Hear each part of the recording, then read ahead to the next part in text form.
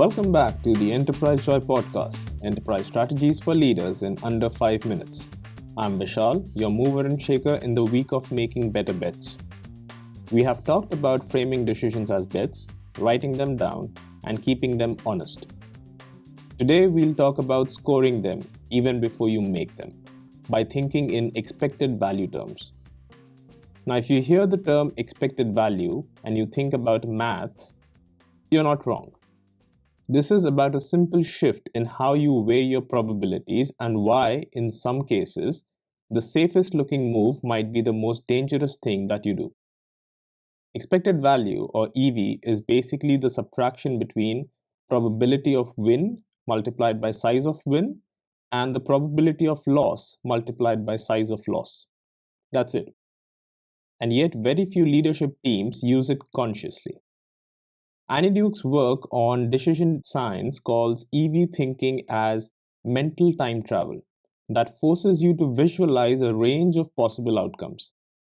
In business terms, a move that has a 10% chance of adding $100 million in value has an EV of $10 million.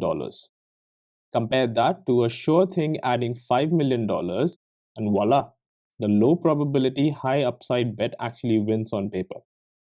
Nassim Nicholas Taleb, in Fooled by Randomness, warns that humans are wired to overvalue certainty and undervalue optionality.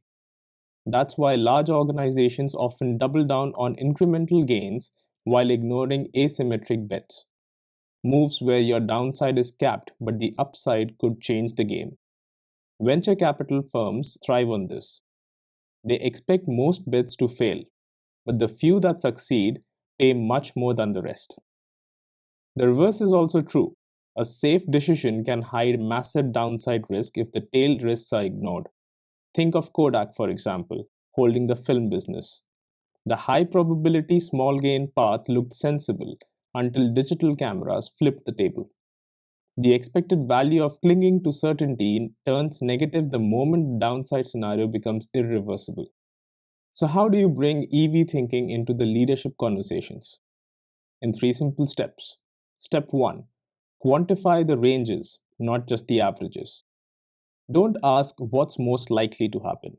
Ask instead, what's the best this could be worth and what's the worst? Even rough numbers beat gut feel. Research shows that executives systematically underestimate variance in project outcomes, and that's where EV analysis works. Step 2. Force the trade-off conversation. When you put the EV of each option side by side, the conversation changes. Suddenly, it's not about which idea feels safer, but which actually creates more value over time. This is where probability-adjusted numbers strip away the emotional weight of pet projects. Step 3.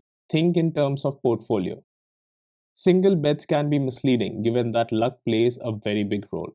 But a portfolio of EV positive bets, that is what compounds. Richard Rumlett calls this coherent action in his book Good Strategy, Bad Strategy, aligning multiple moves where the math tilts in your favor. So even if some fail, the portfolio overall wins. And that's it.